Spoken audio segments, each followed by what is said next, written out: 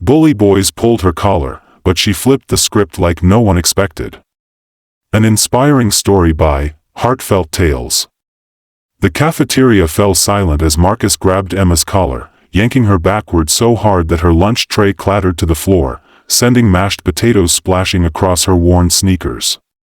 But what happened next would change everything, not just for Emma, but for every student who had ever felt powerless in that school. If this story touches your heart, please give it a thumbs up and let me know in the comments what you think about Emma's journey. Don't forget to subscribe to Heartfelt Tales for more inspiring stories like this one. Emma Chen had always been the quiet one, the girl who sat in the back corner of every classroom, her long black hair falling like a curtain over her face. At 17, she had perfected the art of invisibility, moving through the hallways of Lincoln High like a shadow. Her oversized sweaters and second-hand jeans told the story of a family struggling to make ends meet, but they also made her an easy target for students like Marcus and his crew. The bullying had started small, whispered comments about her thrift store clothes, accidental shoulder bumps in the hallway, and cruel laughter when she spoke up in class with her slight accent that still carried traces of her family's native Mandarin. But as weeks turned to months, the harassment had escalated. Marcus Thompson, the star quarterback with his perfectly styled blonde hair and designer clothes, seemed to take particular pleasure in making Emma's life miserable. "Look what we have here," Marcus sneered as Emma tried to find an empty table in the cafeteria that Tuesday afternoon. His friends Jake and Tyler flanked him like loyal soldiers, their athletic builds casting long shadows over Emma's small frame. Little Emma all alone again. "Where are all your friends, China girl?" Emma's cheeks burned with humiliation, but she kept her eyes fixed on her tray, hoping they would lose interest and move on. She had learned that engaging with them only made things worse. Her social worker had taught her breathing techniques to manage her anxiety, but right now, her heart was pounding so hard she could barely think straight. "I'm talking to you," Marcus said, his voice growing more aggressive. That's when he reached out and grabbed her collar, jerking her backward with such force that she lost her balance. The sound of her lunch tray hitting the linoleum floor echoed through the suddenly quiet cafeteria like a gunshot. But as Emma steadied herself, something inside her shifted.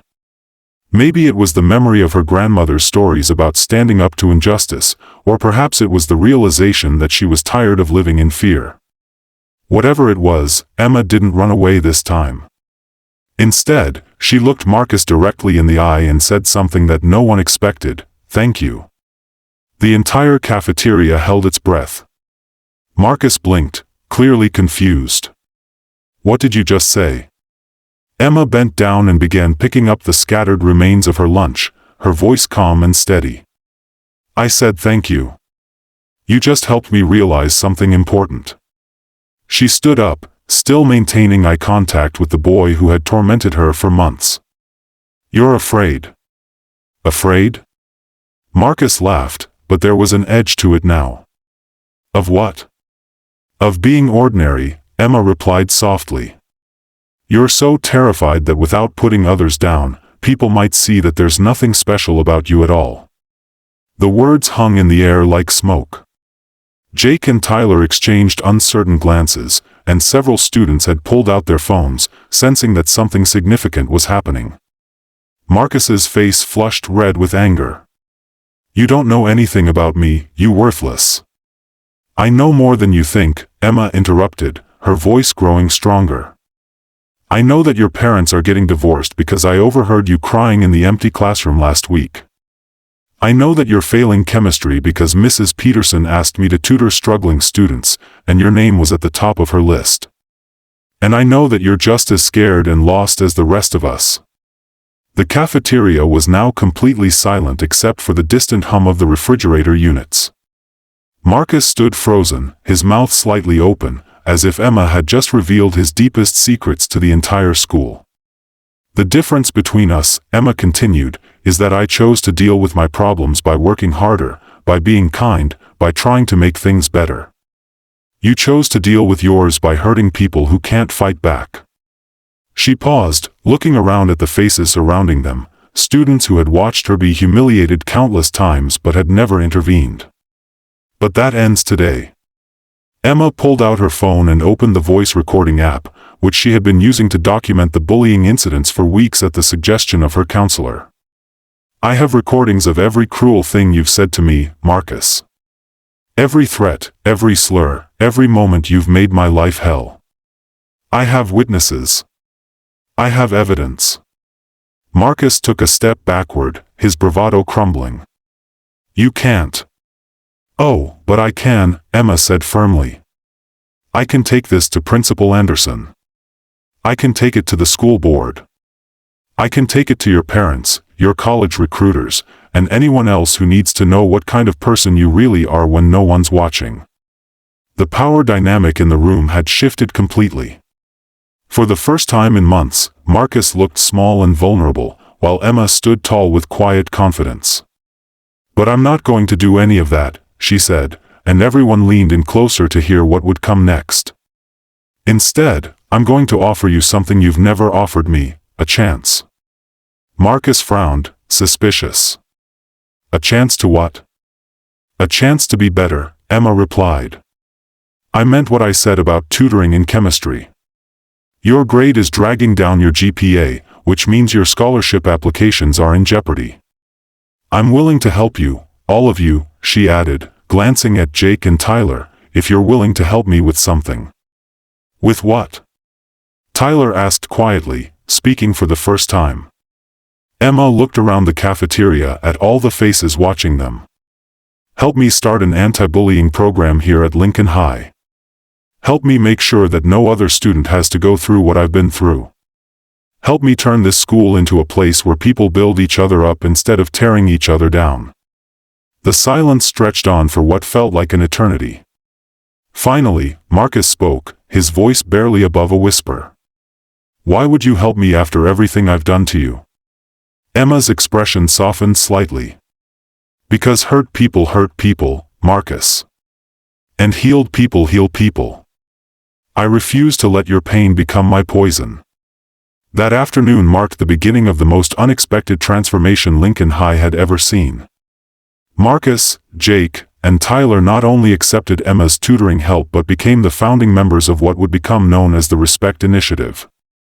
The program started small, with just a few students committed to calling out bullying behavior and supporting victims, but it grew rapidly as more students realized the power of collective kindness. Emma discovered she had a gift for leadership and public speaking, skills that had been buried under years of forced silence. She began organizing workshops, peer mediation sessions, and awareness campaigns that caught the attention of the local media and eventually the state education department. Marcus, meanwhile, found that helping others gave him a sense of purpose he had never experienced before. His grades improved dramatically with Emma's tutoring, but more importantly, his relationships with his classmates transformed. He learned to channel his natural charisma into positive leadership rather than destructive dominance. The program's success wasn't immediate or without challenges. There were setbacks, moments of doubt, and resistance from students who preferred the old ways of social hierarchy.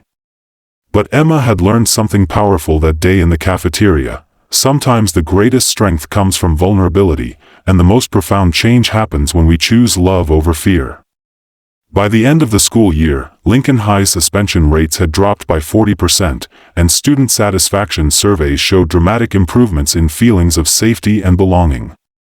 Emma's story had spread beyond the school, inspiring similar programs in districts across the state. During the graduation ceremony, as Emma stood at the podium delivering the valedictorian speech she had never imagined she would give, she looked out at the sea of faces and saw Marcus in the third row, beaming with pride and applauding louder than anyone else.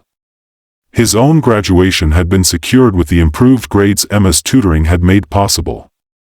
Change, Emma said into the microphone, her voice carrying across the packed auditorium, doesn't happen when we fight fire with fire.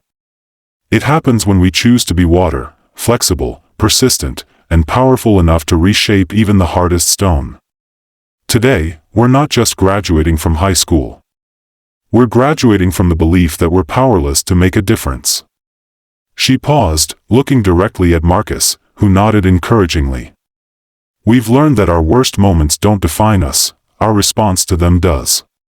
We've learned that kindness isn't weakness, it's the strongest force in the universe. And we've learned that sometimes, the person who hurts you the most can become your greatest ally if you're brave enough to show them a different way. As the applause thundered through the auditorium, Emma felt a profound sense of completion. The scared, silent girl who had once hidden behind her hair was gone, replaced by a young woman who understood that her voice, and her choice to use it with compassion rather than revenge, had the power to change the world. The bullying incident that had seemed like her lowest moment had actually been her greatest gift, the catalyst that forced her to discover her own strength and purpose. In choosing to flip the script on hatred and transform it into healing, Emma hadn't just saved herself, she had saved everyone around her. Thank you so much for watching Emma's incredible journey from victim to victor. Stories like these remind us that we all have the power to choose how we respond to life's challenges. What did you think about Emma's approach to dealing with her bullies? Have you ever faced a similar situation, or do you know someone who has? I'd love to hear your thoughts and experiences in the comments below. If this story inspired you, please give it a thumbs up to help more people discover it. Share it with someone who might need to hear Emma's message of hope and transformation.